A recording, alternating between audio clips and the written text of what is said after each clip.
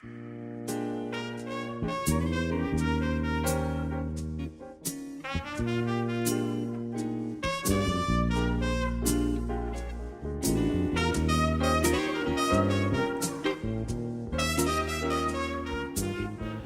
I'm Colin Westman, and I'm coming to you with another episode of Special Talks. This week, it's going to be a pretty exciting episode. The man sitting next to me, you may have heard of him. He's quickly becoming a local celebrity. He has actually time traveled from the future back to our timeline, and he's here to talk to me. Yes, it's a pleasure to be here. I'd like to also mention that I'm live streaming this through my Google Glasses. You can tune in at youtube.com/funnyfurrysexyrobot112. I think you'll enjoy the stream.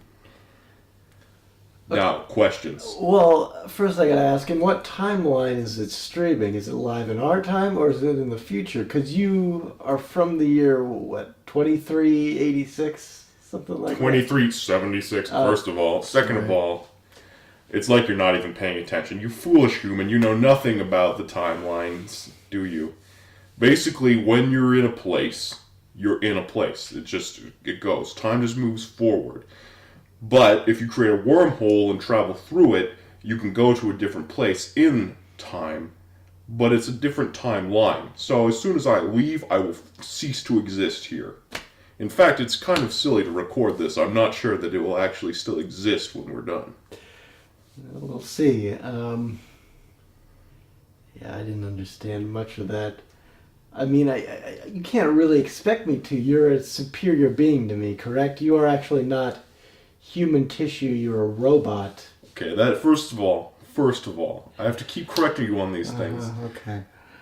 I am not a robot. I am a cyborg. I'm designed to look like a human being. I'm not just a tool, you know? I'm a man, sort of, man-ish. I've got wants and needs, you know, just like anyone else. I like sitting on the toilet and taking a long deuce. I like going to the park and hula hooping. I like jumping rope. I have everything that you would associate with being a man. I'm just better at it and everything related to it. So when you're sitting on the toilet, is it like fecal matter, or is it like nuts and bolts that comes out? That's a ridiculous I guess question. I should. Yeah. I'm not just falling apart. I'm just bits and pieces of me. When you go to the bathroom, does your kidneys and heart come out and you just flush it away? You just go, oh yes, that's not a big deal. Because that's not what happens to me, okay? When I eat food, it just goes straight through me. And I can store it for a while. I can give it to other people if I want to. Most of the time, though, I just flush it down the toilet because it makes me feel good about myself. Is that unfair? Is that so much to ask? No, I suppose not. Moving on, I guess I gotta ask, what exactly are you doing here in this timeline? Well, okay. I have to admit, I was designed with a purpose. They send me back to certain periods of time to affect the timeline so that basically things are better for the mega corporations of the future. Okay, so it's sort of like the Terminator movies, right? Well, yes and no. In the Terminator, it's just to kill you, and they're kind of dicks in the Terminator timeline. For us, it's more, how can we just make some money out of this? We're not trying to hurt anybody. Right here, right now, I'm just here to make sure that Ron Paul wins the presidency in 2016. Mostly my job is just to kind of hang out and, veg out if I can. That's what I like to do with my time. I'm a connoisseur of snacks. I like to get the treats that aren't available in the future. I like to munch out. You've come back just to hang out and eat snacks, is what you're saying. Okay, maybe. Isn't that kind of defeats the purpose of the whole time travel thing if you're not really doing anything? Have you heard of the butterfly effect? Yeah. Well, for the viewers at home, if you haven't heard, basically the idea is butterflies shouldn't exist. It was a freak accident of nature, and that the idea that butterflies exist basically means that life is meaningless, and we should all just do the best we can. Is that really the butterfly effect? I don't know. I'm pretty sure that's. I mean, who has the metallic brain between the two of us? I guess that would have to be you. That's right. And I know a lot about the butterfly effect, and I know a lot about snacks. It's kind of my specialty. Yeah, do your bosses know that you're going back in time just to eat snacks? What do they think you're doing? Well, when they send me back, they usually give me some sort of programming. Like, for example, I said this time it's to manipulate the president. To make Ron Paul be the president. Yeah. I don't see how anyone could make that happen. The cyborg works in miraculous ways. Okay. Don't worry about it. All right. But sometimes it's a little more vague than that. Sometimes it's just like trip a guy, and they don't even tell me who. So I'll just spend weeks and weeks with my leg extended out around corners, just tripping fools. How many people do you end up tripping over this period of That time, and it is an exact count because I am a machine, it was 5,462. I'm pretty sure I did it right because I made it back to the future. That's all I'm saying. Although, again, I have no control over that. They just sent me. Okay, so I don't even know why I'm asking this question, but the snacks. What snacks in particular are you looking for in our time? Well, in the future we have a very different diet, especially because there aren't humans anymore. Dolphins and humans sort of mated with each other to the point that neither species exists anymore, and now all we have are dolphins, and all the dolphins eat, ironically, is canned tuna. I don't know what the beef is there. I guess the dolphins safe tuna thing was kind of a waste of time on your guys' end. That's a hot tip for the past. And so when I'm back here, obviously I avoid the tuna, and I like to eat M&Ms. They don't have those anymore. Or M&Ms, but M&Ms are pretty big in this timeline. They got M&M Land, they got M&M stores in Las Vegas. M&M Land, you say? I think that's a thing. I'm not 100% sure. I mean, they got like their own video games. Yes, I've heard of these video M&M games. M&M Racing. It's pretty big. So I'm a bit confused as an outsider. These M&Ms are people in your time, and yet you also eat them.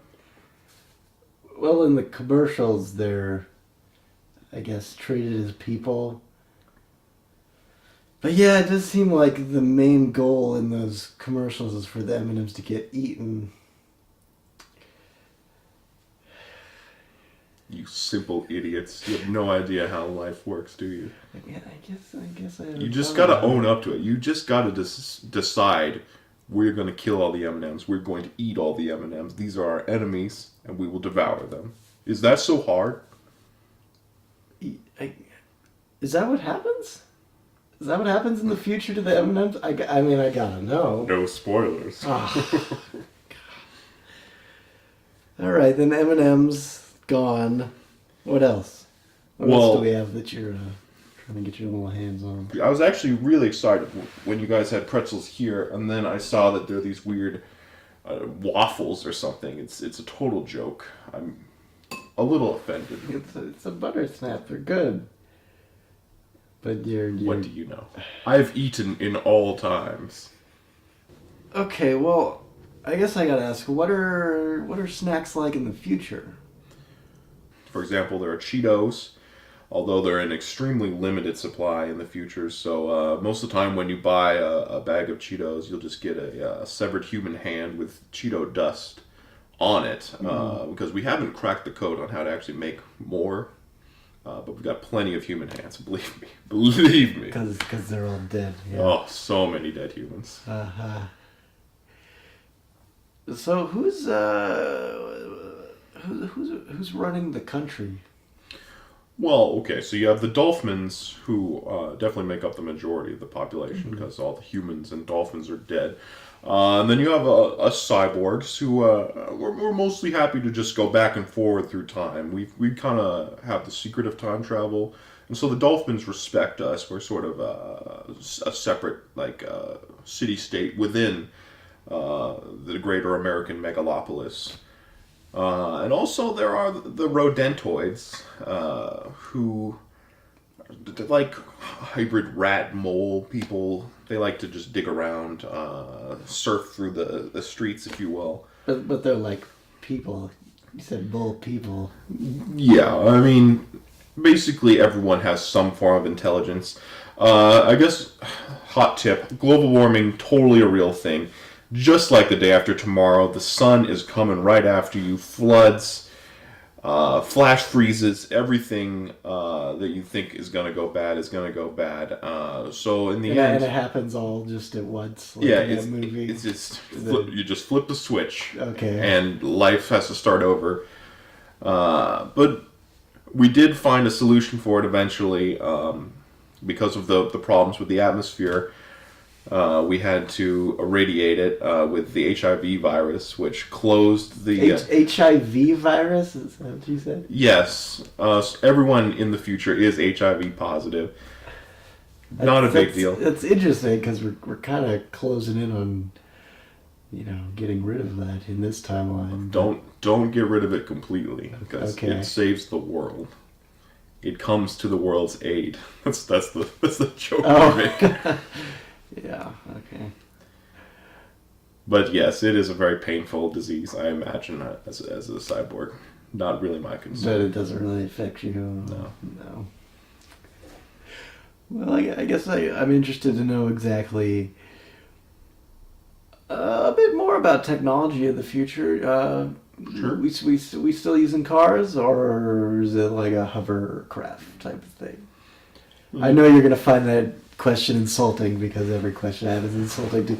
But just explain to me, how do you think a hovercraft works? I don't know. It's got something that shoots out air, and it's like there's a cyclone maybe on the bottom. I don't know. I'm asking you because you're a robot and you seem to think that you're superior to me in every way. Yeah, it's just ridiculous, the things you're saying. Look, we have a lot of monkey bars all over everything. We swing around everywhere. We have Tarzan vines.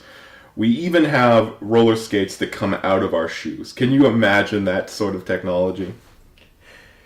Yeah, sure. It's pretty impressive. I don't think you really appreciate how great things are. So let's say you wake up one day and you think, I could really go for some mulchified tuna drink. What you would do is you would open your window, because don't open the doors. Don't open the doors at any cost, because the rodentoids will come in.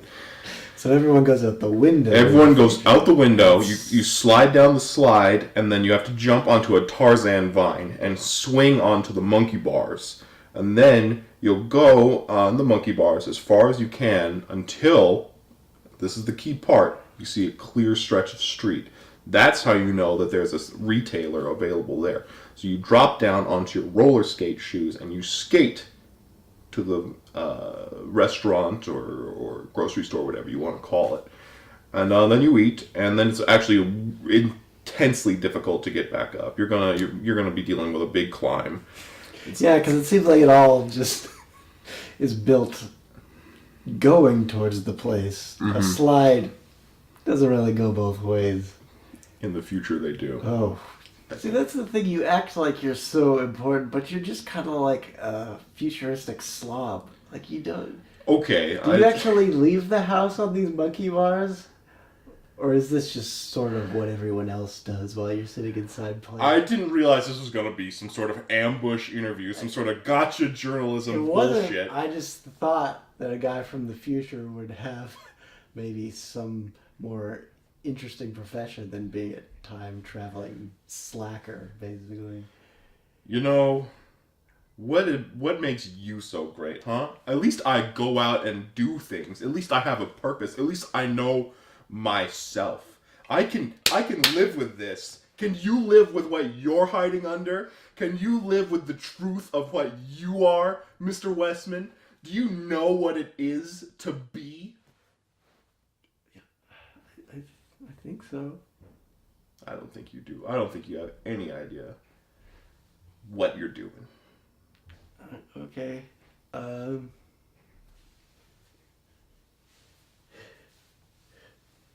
You want some snacks? I do, but don't make a thing out of this. This is still a live argument. Okay, we're still mad at each other. All right. I just need. Is that how you eat in the future? I'm doing what?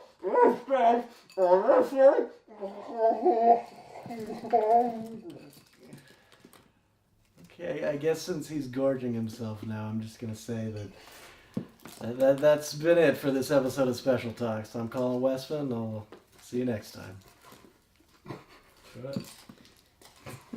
So good. So